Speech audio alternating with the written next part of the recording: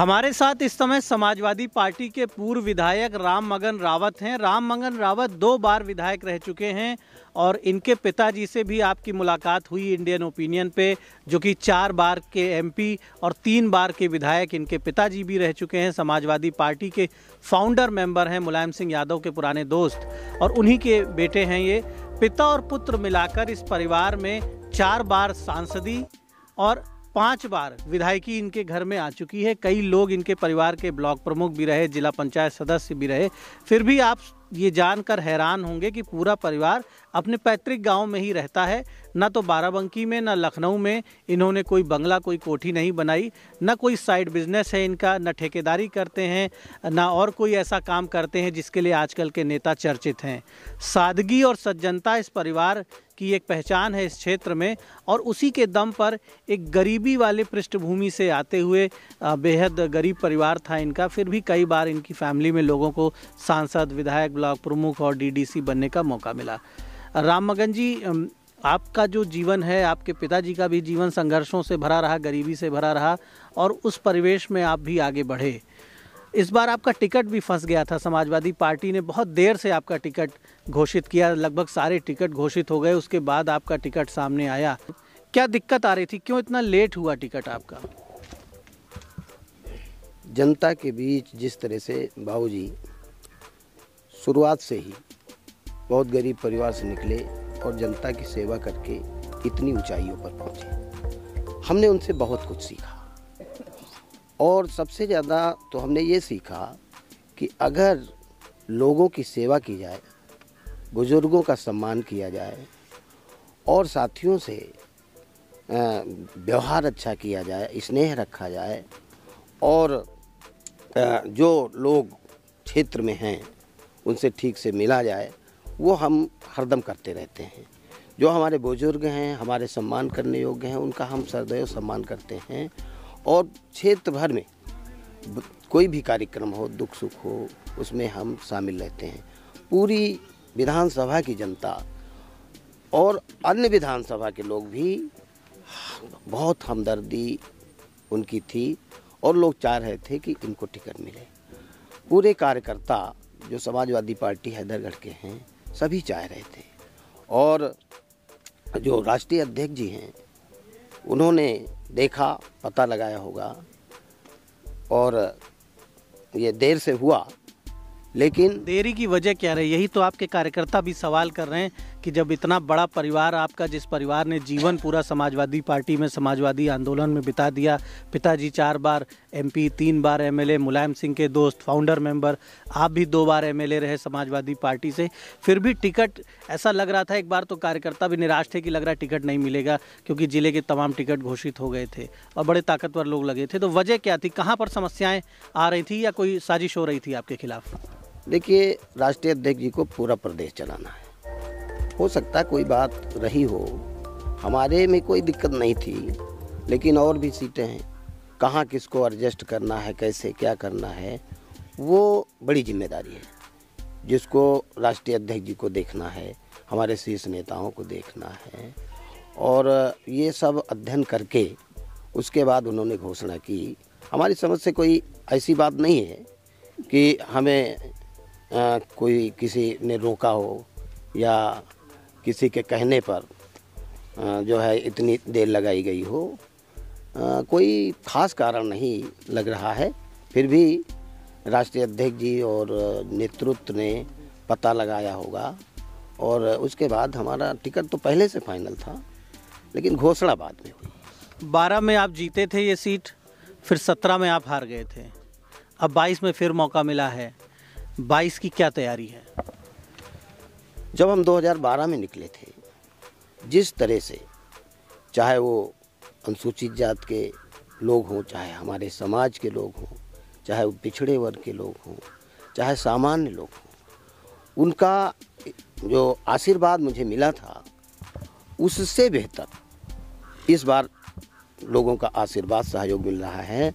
और जो यहाँ के लोग हैं वो चाह रहे हैं कि पुनः, क्योंकि उन्होंने जो 2012 से 17 का कार्यकाल देखा हमारा, और राष्ट्रीय अध्यक्ष जब मुख्यमंत्री थे उनका काम देखा, उनकी योजनाएं देखी, और जो ये 17 के बाद सरकार आई भारतीय जनता पार्टी के, इनके प्रतिनिधियों को देखा और इस सरकार को देखा।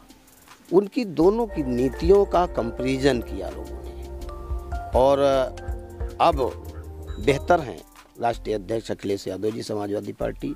हम लोग बूथ स्तर पर सभी बूथों पर काम किए हैं, सभी बूथों पर हमारे लोग सक्रिय हैं, कमेटी सक्रिय हैं, हमारे जो पदाधिकारी हैं समाजवादी पार्टी मेन बॉडी, और जो फ्रंटल के लोग हैं, और जो सेक्टर वाइज हैं, बूथ स्तर पे हैं, सभी पूरी तरह से लगे हुए हैं और हर व्यक्ति से मिल रहे हैं, और समाजवादी पार्टी के जो किए गए कार्य हैं उसको सभी लोग जान रहे हैं, उसको जन जन तक पहुंचाने का काम कर रहे हैं, वैसे जानते भी हैं। लेकिन और इनके जो काम हैं, अब बताइए, गरीबों के जो झोपड़ी है, अब कच्चा मकान है, बहुत लोग, अभी क्षेत्र पिछड़ा है, वहाँ पर लोग जो शाम को उजाला कर लेते थे चिराग जला के, लालटेन जला के, मिट्टी का तेल बंद कर दिया, इन्होंने चीनी बंद कर दिया, इन्होंने जो है ये कन्याओं को जो कक्षा 12 पास करती थी उनको साइकिल नेताजी ने देना शुरू किया था, और आदरणीय अखिलेश यादव जी ने कन्या विद्याधन दिया जो सभी समाज को मिलता था, उसको भी बंद कर दिया। समाजवादी पेंशन जो अत्यंत गरीब महिलाओं को मिलती थी उसको भी इन्होंने बंद कर दिया। और जो गांव विकसित हो जाते थे, जनेश्वर मिश्र जी के नाम से गांव जो है चयन होता था, समाजवादी पार्टी की सरकार थी, और उस योजना को बंद कर चाहते तो ये उस योजना को अपने किसी महापुरुष के नाम से चला सकते थे। डॉक्टर राम मनोहर लोहिया जी के नाम से लोहिया गांव चयन होते थे, उसमें भी 8-10 गांव हर साल विकसित हो जाते थे पूरे पैमाने पे। आपका मानना है कि विकास जो है बाधित हुआ, ये आप कहना चाह रहे हैं कि विकास की रफ्तार जो है वो रुकी। आप ये बताइए कि पहले 2 बार आप एमएलए रहे, पिताजी 4 बार सांसद, 3 बार विधायक रहे, इस पूरे क्षेत्र में अभी भी आप कह रहे हैं क्षेत्र पिछड़ा है, तो सरकार भी थी आपकी भी कुछ दिनों पहले, इधर 5 साल से भाजपा की सरकार थी, क्या वो वीक पॉइंट्स रह गए हैं जो आप मान रहे हो कि अभी भी इस क्षेत्र में कौन से बड़े काम होने हैं, क्या क्या चीज़ें बाकी रह गई हैं जो इस बार यदि जनता आपको जिताती है तो आप देने की कोशिश करेंगे? देखिए, तहसील स्तर पर एक डिग्री कॉलेज बहुत ज़रूरी है।